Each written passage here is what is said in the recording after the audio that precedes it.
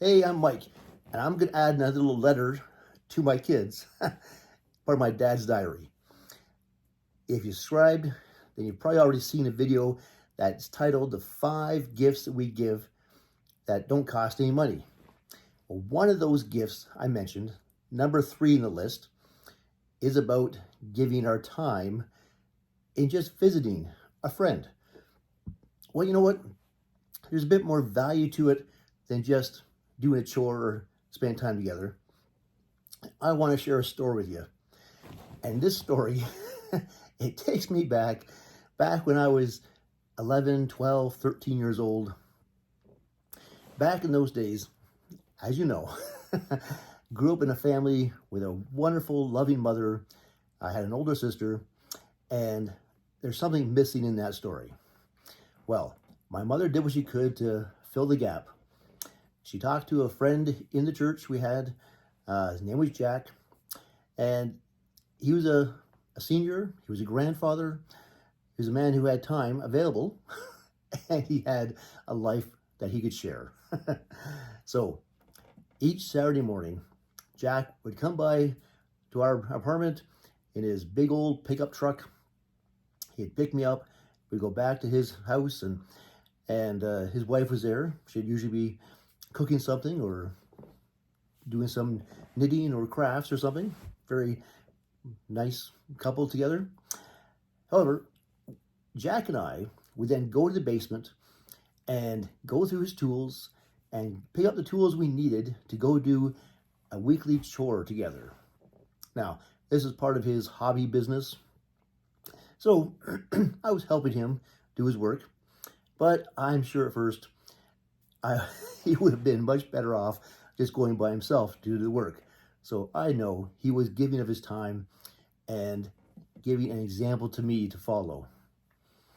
Now, we'd put some boxes in the back of his truck, get some tools, put in the back of his truck, and then drive off to the farm. And when we get to the farm, there'd be beehives. 10 beehives at one place. There was a second farm as well that had another 10 or so beehives. And yes, during the spring, summertime, we'd go there on a Saturday morning. And first, of course, you can imagine the pictures of these. I'm sure you've all seen putting a netting hat on, putting clips on your sleeves to make sure bees don't go up your sleeves, putting clips or bags down over your shoes, and making sure bees don't go up your pants. They did sneak up a couple times, so I do have some life experience of dealing with bees and that first time experience of having a little fear of what bee might do, but then with the experience knowing it hurts them more than it hurts me, so I can get over it. Now, we would go and first of all, just check on the beehives, make sure they were fine. And then, of course, at the right time of the season, we'd go and remove some frames to go back and get the honey taken out. And I enjoyed working with him doing that. Of course, I was learning about his business, working with him together. But most of all, the real value of spending time with Jack doing this, I was learning about life, learning about how to handle little bee stings. Yes, I got stung by a bee many times. Well, first of all, I was young. I was having that experience the first time, so I had to get through the little shock, little pain of a bee sting. But fine, I got over it. But I also learned by watching the way that Jack dealt with it. I'm sure many times he did get stung and didn't even notice. There were times I recall, once we were back in the truck, we're all cleaned up and we're about to drive away, he would then notice something on his hand and just brush it away, and he had a bee sting. Didn't even notice. Now, he'd had many over the years, I'm sure, so he was well adjusted to it. But he recognized it's just a little thing, nothing to get panicked about, nothing to be anxious about, just brush it off and carry on.